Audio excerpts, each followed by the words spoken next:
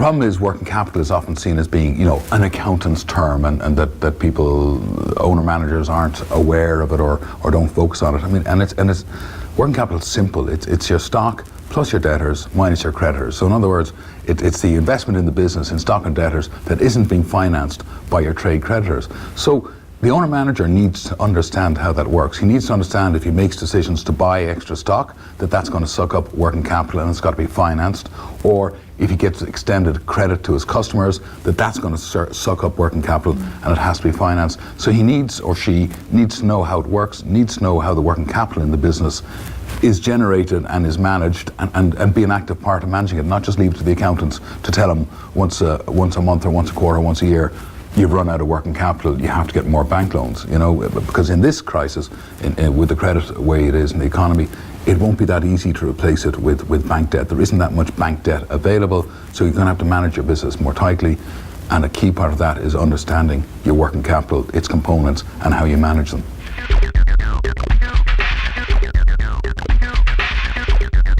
Most of them don't. I mean, they're usually very good at understanding cash. Where are we?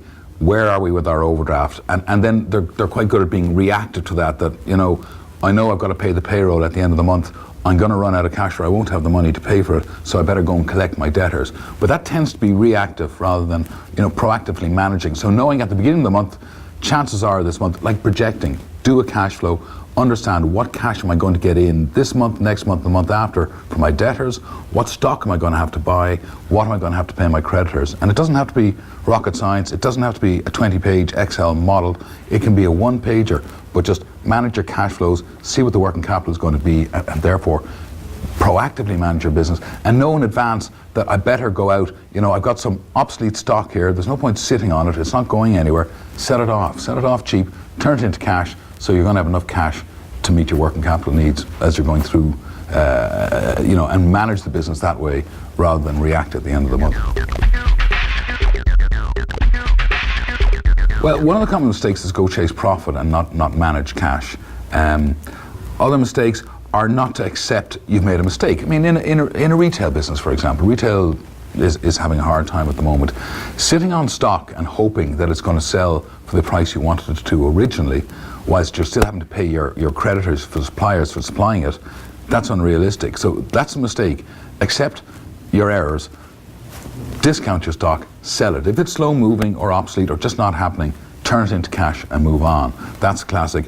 Not managing your debtors and putting your head in the sand can be a mistake. If somebody owes you a lot of money, you better stay close to them. You better don't put it off. Stay in contact. Be in contact regularly. Have a form, have a mechanism, have a routine for chasing up your customers to make sure you get paid. Just managing your businesses and managing your working capital, critical. Suppliers, except they're running their businesses as well, they're keen to keep their businesses going. Quite often suppliers will do deals for you. If you go along and say, look, I'm having a tough time in the market, but I know I can sell your product, supply me, give me extended credit, go negotiate, go and see, talk to them, be open with your suppliers. Don't stick your head in the sand, don't just not pay them or not take their calls. Address it. If you've got a problem, go and talk to them, and quite often you'll find suppliers are just as keen to keep their business going as you are to keep yours, and may find ways to work with you. Other things you can do with suppliers, you may be sourcing product from 4 or 5 or 6 different people. Perhaps by narrowing it down to 2 people, you'll be buying more from them, and therefore they may be prepared to give you longer credit than if you're buying off a plethora of suppliers. A classic is the overdraft. If you see the overdraft increasing and you think you're making profit, but the overdraft's increasing, or the stock level is increasing, or your debtors are stretching, your debtors' days are getting longer, these are all signs that your working capital is out of control, isn't being managed tightly, and before long you'll run out of cash. So just watch all those. Again, it's go back to managing it. Understand your working capital, understand the components, what makes it happen, and manage it and be aware of it. Be open, be realistic. The one thing banks will always say, and the banks at the moment, I'm seeing with a lot of my clients, are being supportive. They understand the market, they understand the conditions. They are helping their customers if their customers are open. Again, it's don't put the head in the sand.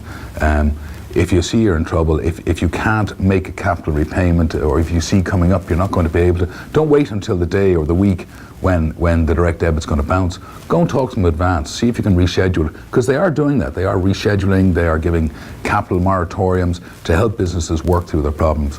Similarly, suppliers, don't just duck their phone calls and tell them the check's in the post. I mean, the frustration of that for suppliers is enormous.